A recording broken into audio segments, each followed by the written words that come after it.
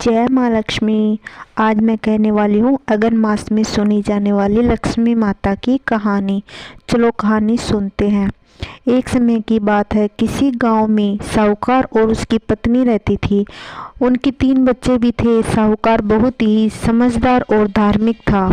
सुबह स्नान आदि करके सूर्य देव को जल अर्पित करता, साथ ही लक्ष्मी माता की पूजा भी करता और कथा भी सुनता।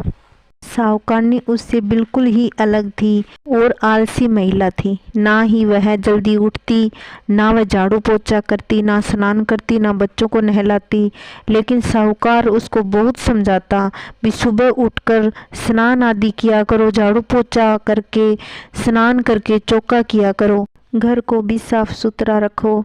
जहाँ गंदगी होती है वहाँ बरकत नहीं होती, अन्न धन की कमी रहती है और घर में सुख शांति नहीं रहती और माता लक्ष्मी का वास नहीं होता, दरिद्रता रहती है। साहूकारनी पर इन बातों से कोई असर नहीं हुआ।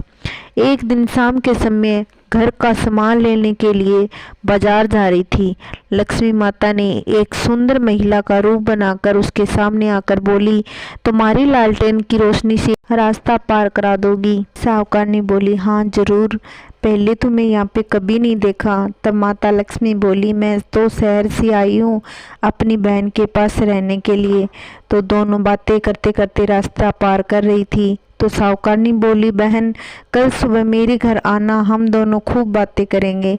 अगले दिन लक्ष्मी माता साहूकारनी के घर पहुंची। माता लक्ष्मी ने उनके घर की दशा देखकर बोली, बहन तुम घर की साफ सफाई नहीं करती, घर कितना गंदा पड़ा है, चौका भी गंदा पड़ा है। तब साहूकारनी बोली, बहन मुझे साफ सफाई करना बिल्कुल अच्छा नहीं लगता।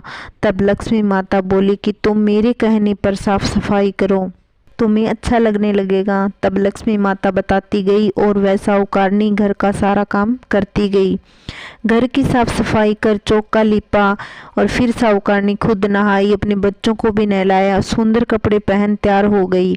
इस तरह लक्ष्मी माता उसके घर आती और उससे सारा घर का काम ऐसे ही करवाती। इस तरह कई दिन बीत गए।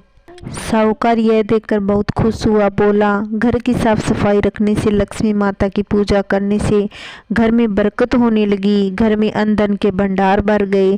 साहूकार के पड़ोसियों ने उसकी तरक्की देखी तो उनसे रहा नहीं गया। तो साहूकारनी से पूछने लगे कि अचानक तुम्हारे दिन कैसे बदल गए। साहूकारनी ने बताया कि मेरी एक सहेली है, उसका नाम लक्ष्मी है, वह रोज आती है और मुझसे घर की साफ सफाई करवाकर लक्ष्मी माता को भोग लगाकर कथा सुनाती और उसी से मुझे ये सब सिखाया और अब मुझे ये सब करना अच्छा लगता है। तब वे सब बोली, ये कैसी सहेली है जो रोज तेरे घर आकर साफ सफाई करवाती, उसे कल रोकना और हमें भी उससे मिलवाना।